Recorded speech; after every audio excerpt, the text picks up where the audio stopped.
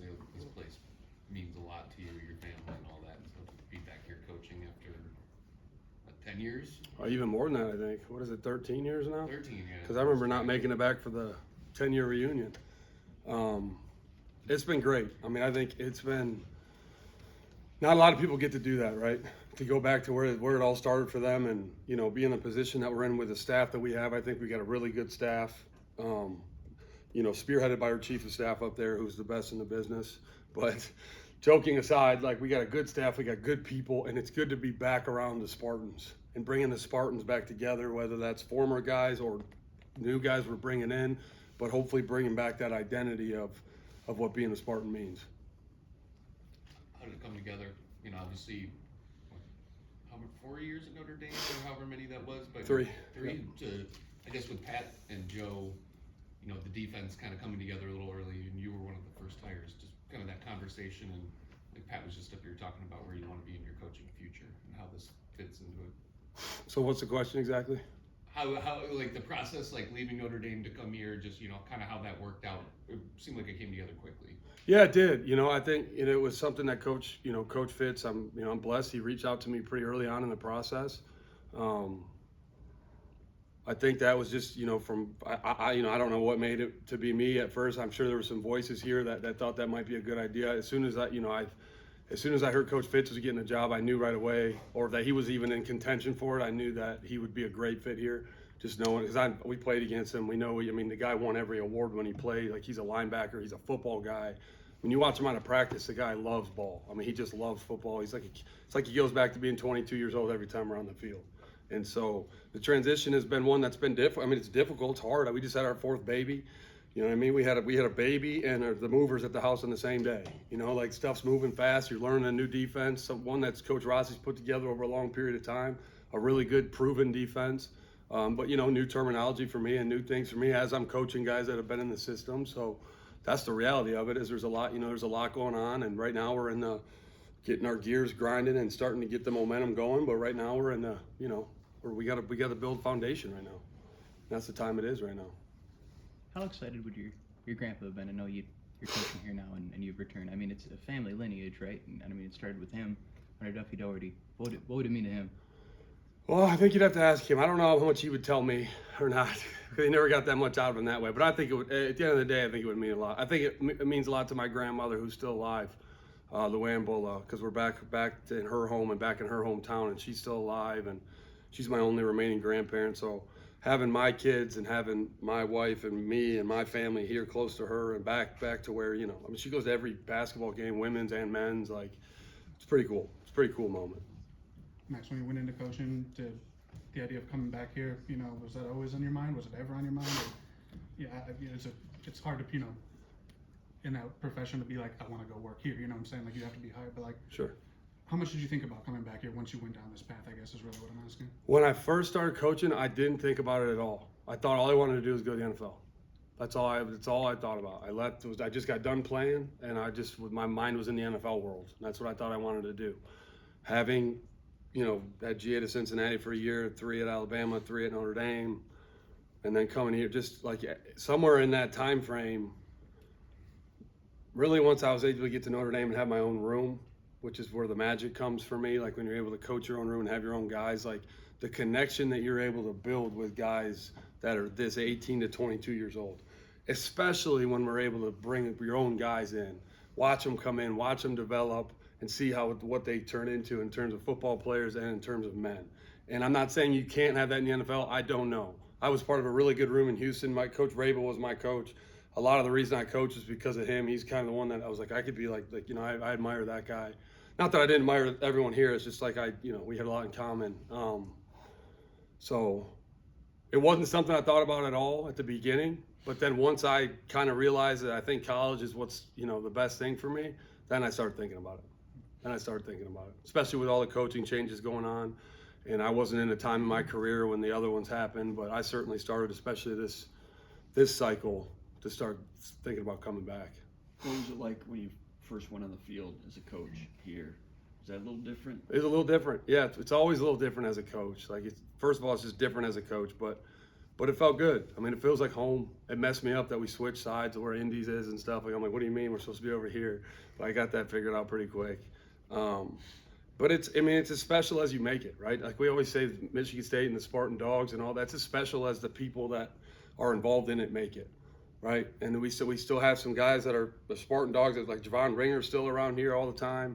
We got a bunch of Spartan Dogs in our locker room now that are fighting to earn that title. A lot of them have already earned it. Don't get me wrong, that's not what I'm saying. But that's what I feel when I go in there. I feel the people. I think about all my friends and the guys and the teammates I played with that really made this place what it is, which is the people. Who have you heard from in terms of old teammates? You probably hear from a lot on a regular basis, but are there some from the past that you hadn't heard from in a while that's like, man, that was cool to hear from that guy? Yeah, there's quite a few of those actually. Like there's a lot. Like I'm not the best at communicating with people all the time, like staying in touch, but what I am good at is like when if you and I play together and you call me 2 years after we talked, like it's like we never left off, right? Like that's just kind of how I operate. But it was cool to hear from some of the younger guys that were younger than me, that didn't even necessarily play with me, that were really fired up. I mean, there was a lot of reaction when I got hired here. It's obviously not about me, but it was just cool to me. That was the specialty of what makes this place special, was all those people coming together. Yeah, I happen to be the subject in that case, but that's just one subject. That's one case. But the magic of bringing those people together and that unity and that bond and that you look on the threads and all the discussion groups online and all, like those people that's what makes this place special, is bringing people together. I happen to be the subject of this one. The 2026 team is going to be the subject of the next one. Any names you want to share with us from the past that reached out? You're happy to hear from? Well, I just don't want to. I don't want to shortchange anybody. That's what I don't want to do here, because there was a lot that meant a lot. I mean, Benny Fowler's been one of my friends for a long time. I mean, obviously Marcus Rush. He's marrying my cousin, for crying out loud. Almost everyone I play with. Hoover Todd, R.J. Williams, Darquez Denard, Curtis Drummond. I mean, Denzel Drone's still here. I heard from a lot of different people. Kenny Willick, I mean, you name it. Obviously, Bocce, he's my brother-in-law. I'm sure you guys know that. So it's been a lot of people. I mean, and I'm missing Tony Lippett, like guys that like I haven't talked to in a long time. And I talked to Will Grosson, a year ago, kind of about it. It wasn't about this, but there was a lot of guys that reached out, and it meant that I always say, like, I've been fortunate to be a lot of different places and be around a lot of good people, right? To this day, one of the things that means the most to me is being a two-time captain at Michigan State. It just is what it is. Like, I just voted on by the players, especially my junior year. Like, that's something that's always meant a lot to me, and that kind of was that feeling again when this actually ended up happening. And day one of practice here, D'Antonio was on the sideline, so it's just a lot of those train tracks. Oh yeah, Coach D. If you guys have been here long enough, Coach D's a little bit like my grandpa. Yeah. Where he just comes and goes. He's up in the building. He might use a copy machine. He's gonna come say hi to somebody. Like it's literally like they just switch spots. It's hilarious. But Coach D, he's been up here a few times. He looks great, spry. He's been fun to talk to. He seems to be doing really well. I apologize if this is a sensitive topic, but with you coming back, a lot of people asked about the Rose Bowl and Sure. Your suspension. Can you elaborate on what exactly happened there? And Yeah, you've been dying to ask that one, huh? Yeah. I know you guys have been dying to ask that one. Here's my answer to that one. So we just established that was 13 years ago, right? So my focus and my energy and my attention is on the 2026 Spartans and my beautiful wife, Bailey, and my 4 boys, Rocky, Teddy, Banks, and Murphy. We'll leave the past where the past is. It has nothing to do with what we're doing moving forward. And so let's talk about the 2026 Spartans. Is it something, when you talk about young men being mentored and things, and that's a hard challenge, you talked about the meaning of being a 2-time captain. Mm-hmm. Rose Bowl granddaddy of them all, it doesn't get bigger than that. When you are coaching young men and they go through struggles and different issues, is that something that you can use and lean on of, like, I've been in these situations, I've struggled, had things, go differently than I'd like to in a career? Is that something you can lean on? I've never used it in that context. I have used other things in terms of adversity that I've gone through. I've never brought that up intentionally as a point of learning. but I certainly have used other times of adversity in my life to come, to connect with the players. As I know everyone comes from different places and has different issues, and the ones that I can relate to and connect to. Ultimately, it's my job to connect to them regardless, right? So I got to find a way to connect to them. So I'll do that in any way I have to. If that was the situation where I felt like that would help, then I would, but it hasn't come up yet. How was it? I mean, Michigan State hasn't had the most success on the field in the last couple of years. Right. What's it been like watching that from afar? Maybe not so far. Notre Dame isn't so far away, but just what your view of the program has been from the outside since you left. Well, first of all, I'd never want to be disrespectful for anyone that put on the green and white, because like it's an honor and a privilege, and that we take that personal. And if we're going to sit here in front of you and say that now, then it's true when things aren't going your way as well. So I'll say that first. Second of all, and this is a God's honest truth, you're a football coach, brother, you don't get to watch a lot of other teams. You just don't. So I haven't been able to watch a ton of it. I remember trouble with the snap when I was playing in the league, but like once I started GAing and coaching, you're so focused like this that you legitimately don't have time. And so that's kind of what it's been like. And I've watched it a few times, but I've been so on my skin. I mean, you're thinking about the next team and the next, you know what I mean? Like I just genuinely, that's my God, I haven't had time to watch them. I just haven't had time. Couple more for Max. Had you been back at all, Max? Like, with your I came back in 2015. I was honorary captain. We lost to Ohio State here. That was the last time I was here. until you got the job? That's right. Okay. Yeah, there's a lot of new buildings. This whole place. That's the question y'all should ask. This place looks completely different. If y'all remember, no 1855, no nothing, none of that. There was no graduate. There was nothing. Same indoor.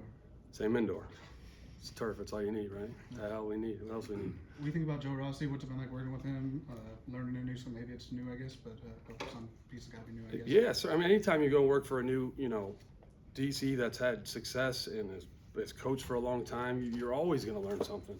I've had the privilege to work for three guys back to back to back that have had a lot of experience in a lot of different areas, and Coach Rossi's, right in that list. Like he's, his experience and what he's been through and what he's seen and how he knows the issues that are going to come up and how he can be proactive about it is really second to none from anyone I've been around, and it's been really fun to learn from him. People see football a lot of different ways, right? People look at football a lot of different ways. They call things different. They view things different. So it's always really interesting to go and see how someone that has as much experience as Coach Rossi does, how they see the game and how their defense is set up and why it's set up that way. They're playing different opponents than, for example, our defense is set up for at Notre Dame. But it's been awesome. I mean, he's been great to me. I've tried to ask as many questions as I can and learn from him. But I really appreciate him letting me come in here and coach the linebackers, because I assume that's a little bit difficult for him. He's been doing linebackers in DC for a long time, and I've told him privately. But now that I got the opportunity to, I appreciate him making room for me, because I know that can be hard. What type of traits does Jordan Hall have that allow him to be the leader of the linebackers and defense? Well, Jordan Hall's he's a captivating guy. Maybe that's not the right word, but people are drawn to him, right? People are drawn to Jordan. So the way that he carries himself, the way that, first of all, he's the one there's a couple other guys, and I don't want to speak, but like he's been here for a long time, right? He's played a lot of ball. He played through more than half the season hurt last year, which is a big deal, and so they respect him for that. But people are drawn to him. And so for me, it's to Jordan, the message to Jordan is people are drawn to you, brother. What energy are you giving back? Because you got to be on it all the time. There isn't any time where it's like you can be down. You have to be on it all the time. And we actually had a little incident early in spring where he was frustrated. And then that was one day because we pulled him out. He's a good player. At some point in springtime, we pull guys out. He was frustrated, didn't handle it well. He comes back the next time it happens and was an asset to us on the sideline, was a completely different person. So I think that's a testament to the kind of guy he is and the teammate that he's just striving to be. We're all trying to be better. He's striving to be better. He made a mistake that one day and he got better from it. He's helped me a lot. And I can admit that. I know he and Coach Rossi are very close. And then he knows Coach Rossi's defense like the back of his hand. I have no problem asking Jordan, how do y'all see this? How do we do this last year? Like, bop. That's been a really big asset for me in the meeting room. And he's been great. So Coach Bullough, he's been great. I think we have one more. You ever talk to Coach Narduzzi? When you were playing, he told me this guy could probably coach the defense right now. That's a contract. Yeah, yeah, I do. Coach D's and I still stay in touch. Probably most of any of the coaches, me and Dew stay in touch. Yeah, Yes, he sir. knew what you could do, you know, in terms of X's and O's. He had. Yeah, tell him he had his chances. Yeah. He told me he had his He had to be a chances. coach. One more, Steven. you have one Sure, more? yeah, I'm wondering, Max, any parallels you see with Pat Fitzgerald and what he's trying to do here in the early stages versus the program that you were in? You weren't there in day one necessarily, but you were there for sort of the build, and any similarities to your days to what he's trying to do here, you think? Well, I think every coach is really unique and they have their own style. I think that's the first thing, and I think that's one of the most important things about being a coach, whether you're an assistant coach, a head coach, a coordinator, is to be yourself. And I think nobody does that better than Coach Fitz. He's himself all the time, right? As was Coach D'Antonio. So naturally, there are going to be differences. Coach Fitz is a little bit more animated, Coach D was a little bit more docile. But the toughness, the relentless attitude, pursuit, and the grit, the physicality that we have to stop the run and run the ball, the common themes you guys have heard that you'd consider coach talk at this point. That's not coach talk. It's just a reality. People call it coach talk because you hear it a lot, but it's reality. So those core fundamentals are still in there because that's what it takes to win at a place like this. And so I think you bring those things together, both Coach D and Coach Fitz both have them in different ways. Thanks, Max. Appreciate it. Thank you. Appreciate y'all. All right.